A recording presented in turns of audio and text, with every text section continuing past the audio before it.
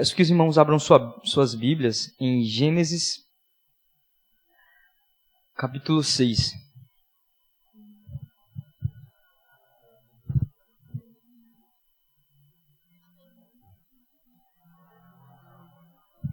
Estaremos fazendo a leitura a partir do verso 1, que diz o seguinte: E aconteceu que, como os homens se começaram a multiplicar sobre a face da terra, e lhes nasceram filhas, viram os filhos de Deus que as filhas dos homens eram formosas, e tomaram para si mulheres, de todas as que escolheram.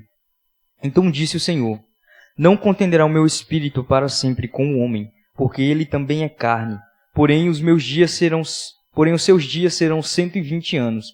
E havendo naqueles dias gigantes na terra, e também depois, quando os filhos de Deus entraram, as filhas dos homens e delas geraram filhos, estes eram os valentes que houve na antiguidade, os varões de fama. E viu o Senhor que a maldade do homem se multiplicara sobre a terra, e que toda a imaginação dos pensamentos do seu coração era má continuamente. Então arrependeu-se o Senhor de haver feito o homem sobre a terra. E pesou-lhe em seu coração, e disse-lhe o Senhor: Destruirei de sobre a face da terra o homem que criei, desde o homem até o animal, até o réptil e até a ave dos céus, porque me arrependo de os haver feito. Noé, porém, achou graça aos olhos do Senhor. Estas são as gerações de Noé. Noé era varão justo e reto em suas gerações. Noé andava com Deus, e gerou Noé 3 filhos, Sem, Cão e Jafé. A terra, porém, estava corrompida diante da face de Deus, e encheu-se a terra de violência. E viu Deus a terra, e eis que estava corrompida, porque toda a carne havia corrompido o seu caminho sobre a terra. Então disse Deus a Noé: O fim de toda a carne é vindo perante a minha face, porque a terra está cheia de violência. E eis que os desfarei com a terra. Faze para ti uma arca de madeira de gófer. Farás compartimentos na arca e betumerás por dentro e por fora com betume. E desta maneira a farás. De 300 côvados o compartimento da arca, e de 50 côvados a sua largura, e de 30 côvados a sua altura. Farás na arca uma janela de 1 côvado, e cobrirás em cima. E a porta da arca porás ao seu lado, e far-lhe-ás andares abaixo segundos e terceiros, porque eis que eu trago um dilúvio de água sobre a terra, para desfazer toda a carne em que há espírito de vida debaixo dos céus. Tudo o que há na terra expirirá, mas contigo estabelecerei o meu pacto, e entrarás na arca tu e os teus filhos, e a tua mulher, e as mulheres de teus filhos contigo. E de tudo o que vive, de toda a carne, 2 de cada espécie meterás na arca, para conservares vivo contigo. Macho e fêmea serão. Das aves conforme a sua espécie, dos animais conforme a sua espécie, de todo o réptil da terra conforme a sua espécie.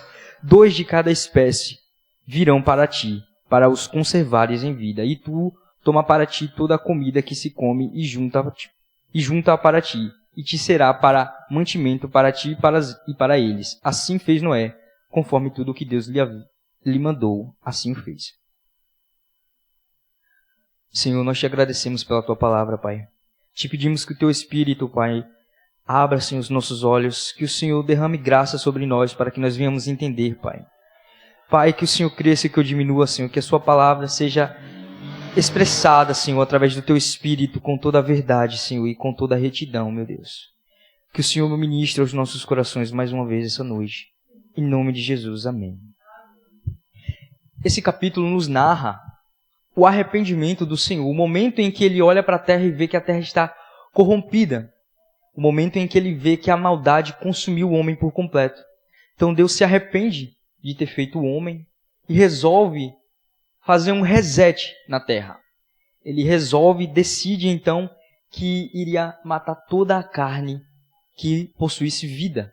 Então, não foi somente o homem, mas animais e plantas, répteis e aves, todos morreram, restando apenas Noé e sua família e 2 animais de cada espécie. Aqui foi narrado o reset da criação. Porém, eu gostaria de trazer para os irmãos um pouco da criação. Se encontra lá em Gênesis 1, não faremos a leitura completa, mas eu irei estar citando aqui as passagens e onde se encontram, caso os irmãos queiram acompanhar. No primeiro dia fez Deus a luz. Gênesis 1, do versículo 3 ao verso 5. Disse Deus: haja luz. E Deus chamou a luz de dia, e as trevas chamou de noite. O primeiro dia foi onde houve a divisão entre dia e noite. E assim criou Deus a luz, separando das trevas, onde no princípio reinava, onde no princípio só havia trevas. Então Deus criou a luz ali para haver separação entre luz e trevas, e chamou de dia a luz e as trevas de noite. No segundo dia, Deus criou o firmamento, ou seja, os céus. Gênesis capítulo 1, do verso 6 ao verso 8. E fez Deus o firmamento, e separou as águas que estavam debaixo do firmamento das que estavam por cima. No terceiro dia, fez Deus terra seca, mares e plantas. Gênesis 1, do verso 9 ao verso 13. Ajuntem-se as águas num só lugar, apareça a porção seca. E disse Deus: produza a terra erva e árvores frutíferas. O terceiro dia foi onde Deus fez a primeira parte que a gente pode considerar que teve vida, sendo as árvores e ervas, o qual também foi devastado por completo no dia do arrependimento do Senhor, onde ele se arrependeu da sua criação. No quarto dia, criou Deus o sol, a lua e as estrelas. Disse Deus: haja luminares, o maior para governar o dia e o menor para governar a noite, e as estrelas. Gênesis capítulo 1, do verso 14 ao verso 19. No quinto dia, criou Deus peixes e aves. Gênesis 1, do verso 20 ao 23. Produzam as águas abundantes criaturas viventes, e voem as aves sobre a terra. Aqui Deus criou os peixes, os animais aquáticos, e os animais que voavam, as aves. Aqui nós vemos a segunda vida, a segunda espécie de vida que Deus havia criado no quinto dia. Animais aquáticos e aves. No sexto dia criou Deus animais terrestres e a humanidade. Gênesis capítulo 1, do verso 24 ao verso 31. E disse Deus: produza a terra seres viventes. E disse Deus: façamos o homem à nossa imagem. No sétimo dia é o dia do descanso. Gênesis capítulo 2, do verso 1 ao verso 3. E acabou Deus no dia sétimo a obra que tinha feito, e descansou, e abençoou o sétimo dia. Então, aqui nós vemos todo o início da criação do céu e da terra e de tudo o que neles contém. Nós vemos a obra de Deus desde o nada, onde reinava o caos, reinava as trevas, não havia nada. E a gente vê que Deus começa a moldar a sua criação, dividida em partes, com o intuito de, em todas essas partes, nos ensinar. Ele divide em 7 dias para nos ensinar que as tarefas não precisam ser feitas em um único dia, que nós temos 6 dias na semana para fazer tudo aquilo que nos cabe fazer. E ele deixa o 7º dia de descanso, não porque ele necessitava de um descanso, mas porque ele queria nos ensinar que o descanso é necessário a todo instante. Então ele cria um dia específico para o descanso. Assim Deus criou todas as coisas, e assim Deus se alegrou da sua criação. O início de todas as coisas é realmente bom, maravilhoso. Quem não gosta de começar um projeto novo, de começar uma receita nova? O início de todas as coisas sempre é maravilhoso. O início de um relacionamento, o primeiro dia no emprego, por mais assustador que pareça, ainda emocionante, gratificante saber que agora você tem um emprego. O início de todas as coisas quase sempre é ótimo, quase sempre é bom. E aqui nós vemos um início bom que agradou a Deus. No verso 31, Deus vai dizer: "E viu Deus tudo quanto tinha feito, e eis que era muito bom. E foi tarde e amanhã, o sexto dia." Aqui a gente pode perceber que, após criar todas essas coisas, Deus viu que tudo aquilo que ele havia feito era bom. E a gente pode perceber que a palavra usada não é a palavra perfeito. Ou seja, a criação dele não foi uma criação perfeita, mas foi uma criação boa, uma criação que até o presente momento havia lhe agradado. Ele não deixa essa palavra boa, ele não descreve essa palavra boa simplesmente como um detalhe, mas é intencional também, para nos mostrar que não é a perfeição que nós podemos oferecer a Deus que vai o alegrar, para mostrar que nem tudo o que ele exige é perfeito, é a perfeição. Ele se alegrou com tudo o que ele havia feito, simplesmente pelo fato de ter criado todas essas coisas e dessas coisas ter sido criada à sua maneira, o seu desejo. A criação talvez não tenha sido perfeita para nós humanos, no nosso padrão. Inclusive, hoje, não podemos dizer que a criação é perfeita, muito pelo contrário. É imperfeita. Porque ela necessita de algo para se tornar perfeito. Então Deus, quando faz toda essa sua criação, ele já sabia de tudo o que aconteceria do início ao fim. Ele já sabia que a humanidade iria se corromper. Então ele já sabia que seria necessário enviar o seu filho para morrer, para que a sua criação pudesse agora ser completa e em Cristo Jesus conseguir ficar em estado pleno e perfeito. Ou seja, Deus não criou tudo do início perfeito, mas ele criou tudo bom e agradável a si. Ele já sabia de tudo o que nos iria acontecer. Ele já sabia de toda a corrupção humana. E mesmo assim se alegrou, porque tudo o que ele havia feito era bom aos seus olhos. Tudo lhe alegrava. Mais à frente, nós lemos a corrupção do homem. Quando Gênesis capítulo 3 nos narra a história da queda. Nos narra como Satanás ilude a mulher, entra na sua mente e consegue ludibriar os seus pensamentos para fazer com que ela caia em tentação contra Deus, com que ela tome do fruto que era proibido a Deus, que Deus havia proibido ao homem. São muitas verdades e falsas verdades que se tiram desse texto, muitos pontos que a Bíblia não narra, mas que nós humanos temos a criatividade de criar e de acrescentar. A mulher, a gente percebe quando faz a leitura que a corrupção do homem não veio, a corrupção da terra e da humanidade não veio a partir do momento que a mulher comeu o fruto, e sim a partir do momento que Adão comeu o fruto. Porque a ordem de não comer não havia sido dada à mulher, por mais que ela já estivesse ali no jardim, por mais que ela já habitasse com o homem, quando Deus deu a ordem, Deus não deu a ordem ao homem, mas sim à mulher.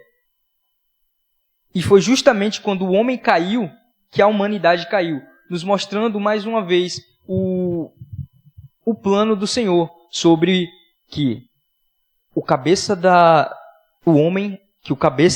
mulher é o homem, que a cabeça da mulher é o homem.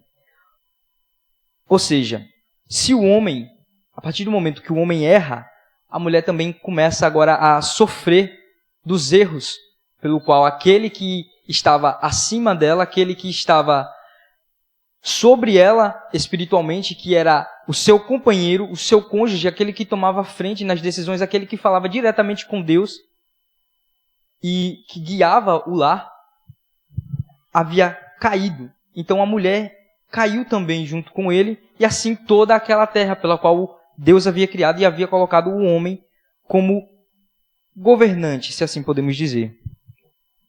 Então, a partir do momento que o homem peca, o Senhor começa agora a castigar o homem. Castiga o homem, castiga a mulher e castiga toda a terra. Não entraremos em mais detalhes, para sermos breves. Então agora nós voltamos a Gênesis 6.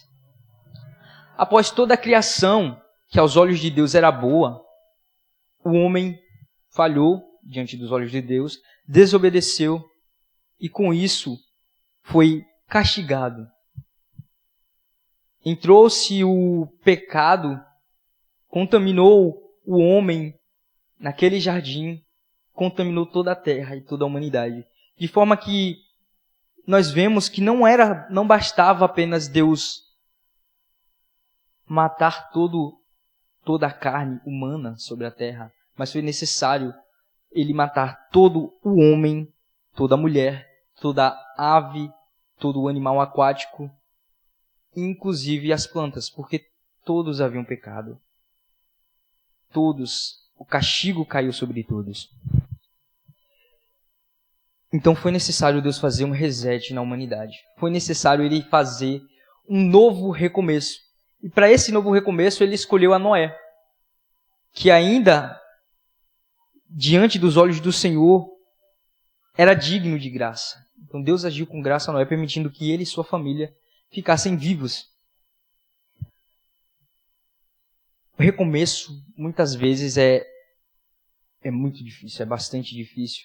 Saber que iniciamos algo com uma grande empolgação e aquilo que nós iniciamos com ânimo, felizes porque estávamos fazendo algo de nossa própria vontade ou estávamos iniciando em algo que nós necessitávamos e que foi muito alegre para nós naquele momento, saber que aquilo em determinado momento deu errado e agora é necessário deixar de lado, abrir mão de tudo aquilo.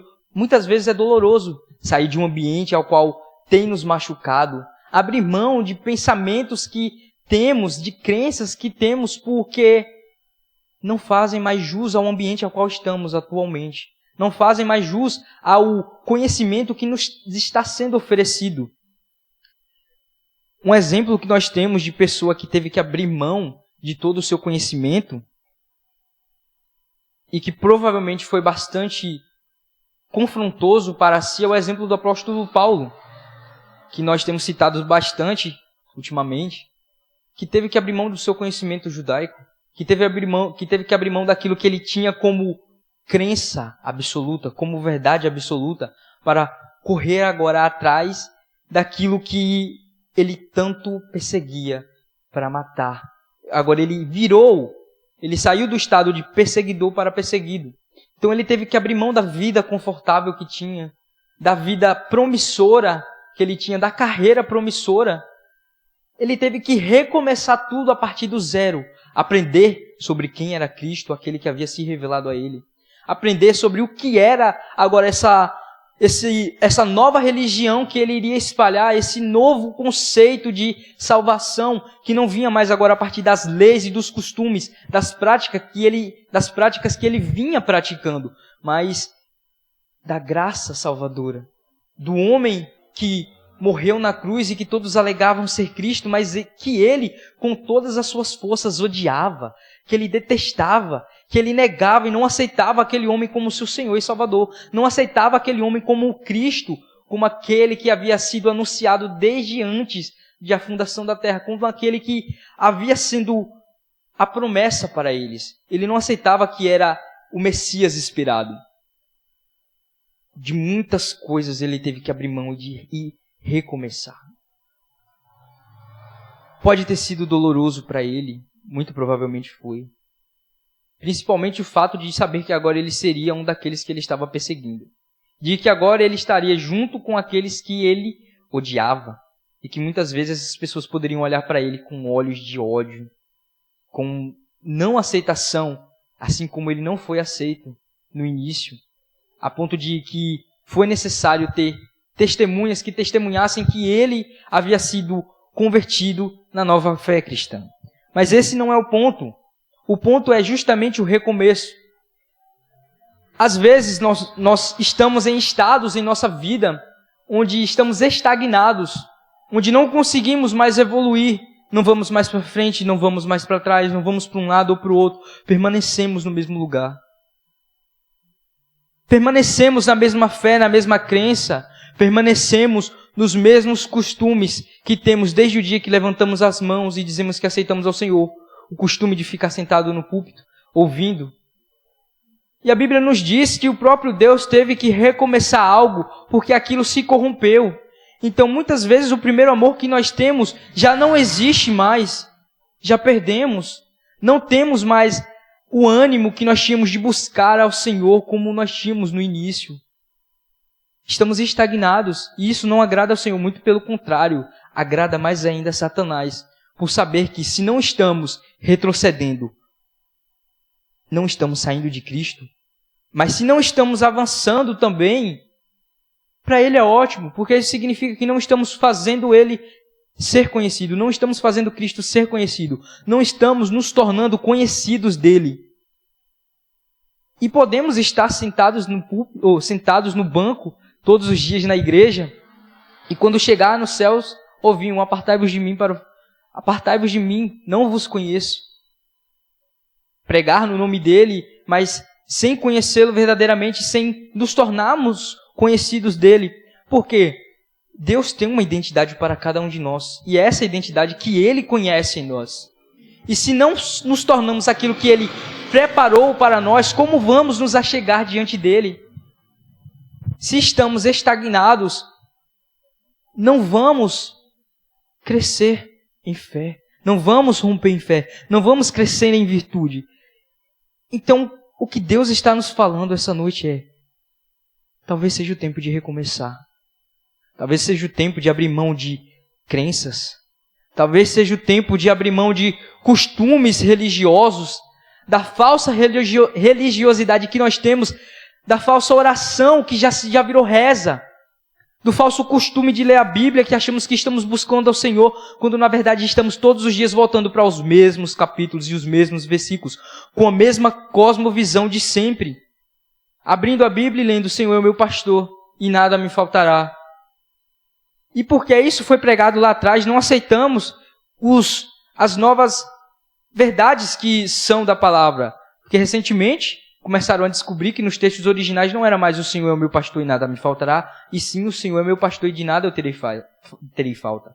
Uma palavra diferente, mas que traz um entendimento totalmente diferente, que muda totalmente o relacionamento com Deus. Ou seja, um simples contexto mudado em um versículo muda todo o contexto de um relacionamento e de espera em relação ao que Deus pode nos dar ou ao que Ele já nos deu. Um simples reset na crença, no costume, naquilo que nós temos como nossa verdade pode transformar todo o nosso relacionamento com Deus. Então, quais são os resets que nós podemos dar na nossa vida nessa noite? Será que estamos tão acomodados ao ponto da palavra não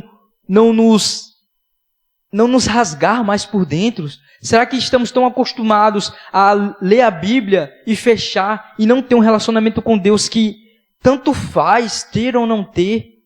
Tanto faz se hoje eu tive um encontro com Deus ou não, se hoje Ele se revelou a mim ou não, se eu tive ou não comunhão com Ele. Porque é uma diferença entre ter um entendimento da palavra e ter uma comunhão com Deus. O entendimento vem, obviamente, por uma revelação do Espírito Santo. Mas é possível, sim, ter um entendimento através de estudos. Mas com o que é que eu estou me contentando? É com o entendimento que eu estou tendo através dos meus estudos, através do que pastores já falaram? Ou eu estou buscando algo além? Eu estou buscando entender ao ponto de ter uma comunhão. Porque o meu entendimento da comunhão é o seguinte: eu entendo que a comunhão com Deus é quando eu entro adentro o espaço onde Ele está habitando, adentro o Kairos, lá onde Ele se revela a mim, onde Ele me rasga, onde Ele vai mostrar as falhas que tem em mim e vai arrancar fora. Porque é impossível ter comunhão com Deus, ter um encontro com Ele e permanecer da mesma forma. É necessário recomeçar muitas coisas nas nossas vidas. Eu lembro que eu gostava de um jogo que sempre que eu chegava em determinado ponto, eu reiniciava esse jogo. Porque do momento que eu comecei até aquele estágio no jogo que eu estava, eu já havia aprendido muitas coisas. eu já havia falhado bastante. Eu já havia perdido bastante tempo e havia coisas que eu havia deixado para trás que não tinha mais como recuperar. Eu estava num nível onde eu só tinha uma opção para prosseguir. Eu estava estagnado. Eu não conseguia mais passar de fase porque as oportunidades de aumentar o meu nível de experiência e aumentar o poder que eu possuía naquele jogo, eu havia perdido. Então eu só tinha uma escolha: recomeçar. Então eu dava um reset no jogo, recomeçava do zero. Agora, não era do zero absoluto. Agora eu já sabia os pontos específicos. Eu já sabia aonde eu havia falhado e aonde eu poderia acertar novamente. Então Deus, ele não resetou a humanidade por completo. Muito pelo contrário, ele preservou aquilo que era bom. Ele preservou Noé e sua família. Ele ensinou novos costumes a Noé. Ele instruiu Noé a novos costumes. E assim ele criou toda a humanidade. Não foi do zero. Ele preservou aquilo que havia de bom. Agora, o que, assim como Deus reiniciou a sua criação, quando eu tive contato com essa palavra, que me veio esse entendimento, eu acho que já teve uns 2 anos, automaticamente eu lembrei disso que eu fazia em relação aos jogos. E eu me questionei, se eu fazia isso em relação aos jogos, eu reiniciava simplesmente para poder alcançar novos níveis, eu reiniciava para poder abrir mão daquilo que estava me prendendo. Será que não tem algo na palavra? Será que Deus não pôs isso no meu coração com o intuito de me mostrar que há coisas nele que eu preciso abrir mão? Há conhecimentos que eu tenho sobre ele que estão errados? Há conhecimentos que eu tenho sobre ele que estão me impedindo de ter relacionamento com ele verdadeiro? Será que eu não preciso renovar o significado de palavras, de conceitos, de relacionamentos na minha vida? Será que o meu relacionamento com as minhas amizades não precisam de um reinício? Será que a minha vida não está tão estagnada a ponto que eu preciso de uma mudança? Abrir mão de um trabalho que não te dá mais benefícios, que não te dá tempo para Deus, que não te traz mais paz. Pode ser difícil, pode ser doloroso, pode ser incerto abrir mão daquilo que você tem como certeza, como segurança. Mas às vezes é necessário, porque enquanto você continua insistindo naquele ambiente, da qual muitas vezes Deus já declarou que não quer você lá, você está impedindo os planos dele na sua vida. E você está impedindo o seu crescimento. Às vezes é necessário reiniciar áreas pequenas nas nossas vidas. É necessário reiniciar a forma que nós temos como certa de educar os nossos filhos.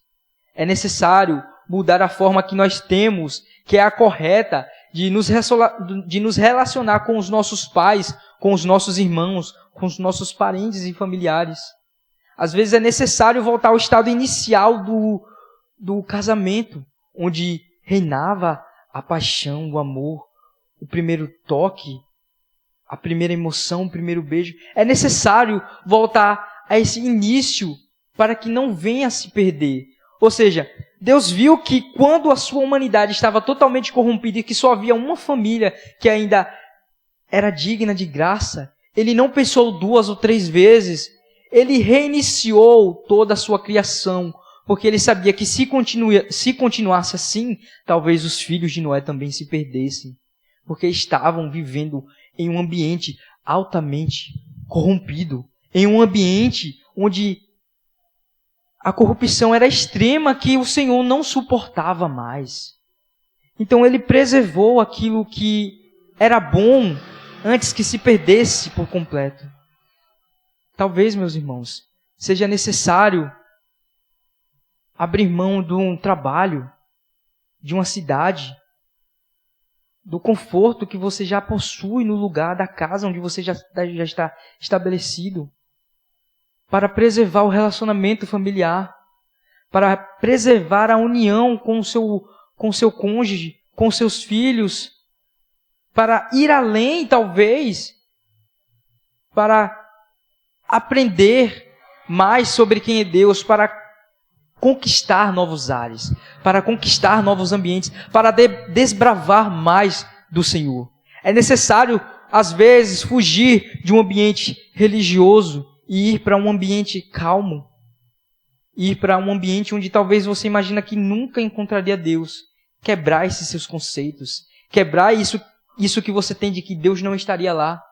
E ir a ambientes como esse para ver a forma que Deus se revela nesse ambiente. A palavra que Deus pôs em meu coração hoje foi recomeço. E a mensagem é: por mais duro que seja, por mais doloroso que possa ser, é necessário recomeçar a todo instante. É necessário recomeçar em todas as áreas. E acima de tudo, é necessário recomeçar em Deus, recomeçar em Cristo, recomeçar no entendimento da sua palavra. Essa é a mensagem que eu trago aos irmãos essa noite. Foi bem curta, mas acredito eu que foi objetiva, foi pontual. E acredito eu que o Senhor ministrou ao coração dos irmãos aquilo que Ele desejava ministrar no dia de hoje. Recomeço. Peço que os irmãos se ponham de pé para estarmos fazendo a oração final.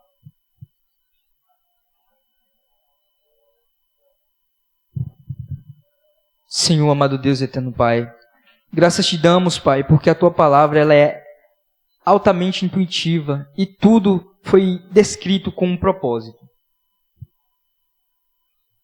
Te agradecemos porque a Tua palavra contém verdades que nos mostram, Pai, que o Senhor é um Deus amoroso, um Deus cuidadoso e um Deus zeloso, que fez todas as coisas necessárias para nos instruir a fazer o necessário para continuarmos firmes em Ti, Jesus.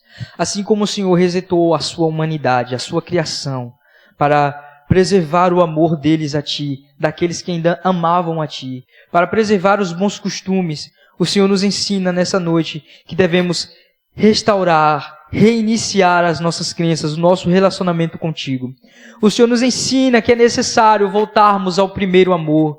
O Senhor nos ensina que é necessário voltarmos, Senhor, ao estado de quando Te conhecemos pela primeira vez. De onde, Senhor, todas as vezes que nós abríamos a Tua palavra, o Senhor falava conosco. Onde todas as vezes que nós abríamos, tínhamos comunhão contigo a ponto de chorar, a ponto de perder horas, Senhor, simplesmente porque era maravilhoso. Era glorioso estar diante da Tua presença, meu Deus. Era motivo de muita alegria. O Senhor nos ensina, Pai, essa noite, que devemos abrir mão, Senhor, de muitas coisas que estão nos privando de ter um relacionamento contínuo contigo, ou que estão nos privando de ir além, Senhor, em Ti. O Senhor está nos mostrando, Senhor, que em Ti, Senhor, há áreas que ainda não foram desbravadas.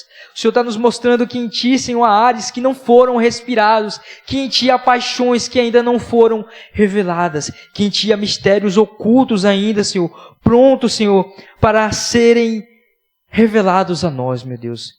O Senhor está nos ensinando, nos motivando e nos instruindo a abrir mão, Senhor, do nosso conforto e ir além em Ti, Jesus. Te agradecemos porque o Teu Espírito tem nos conduzido, Senhor, a uma vida de renúncia, a uma vida de entrega, a uma vida de aproximação e de relacionamento contigo, Jesus. Te agradecemos porque podemos ver isso. Então entendemos que esse é o tempo ao qual o Senhor preparou para que nós venhamos Te buscar verdadeiramente, Te buscar com todo o coração, com todo o intuito, abrindo mão de tudo, voltar a estaca zero, olhar para a Tua palavra com olhos puros, como quem tem o primeiro contato, Senhor. Olhar sem as nossas cosmovisões que nós já temos sobre tais textos. Sem olhar para ela com a visão do que já foi pregado anteriormente. Olhar para o texto que, por mais óbvio que seja a mensagem escrita, ou por mais simples que seja o entendimento, olhar e questionar se é realmente aquilo ou se é somente aquilo que ali está descrito, se não há mistérios ocultos, e Te pedir que o Senhor revele a nós, Senhor, esses mistérios. Porque a Tua palavra nos diz que se nós buscarmos verdadeiramente, teremos o entendimento. A Tua palavra diz que se nós batermos, será aberto. Se nós buscarmos, nós acharemos. Então estamos, Senhor, dispostos nessa noite a abrir mão de tudo e buscar verdades em Ti. Estamos dispostos a recomeçar do absoluto zero, como quem não tem entendimento nenhum sobre Ti, Senhor, para poder entender muito mais e ir além, Senhor. Te pedimos somente, Pai, que o Teu Espírito nos instrua a como nos achegarmos a Ti nesse estado de plenitude, de pureza, e que o Teu Espírito revele a nós as Tuas verdades, Jesus. Essa é a oração que nós fazemos em Ti, Pai, crendo que o Senhor já está fazendo a Tua obra em nosso ser e na Tua igreja, em nome do Seu Filho amado Jesus. Amém, meu Deus, e amém.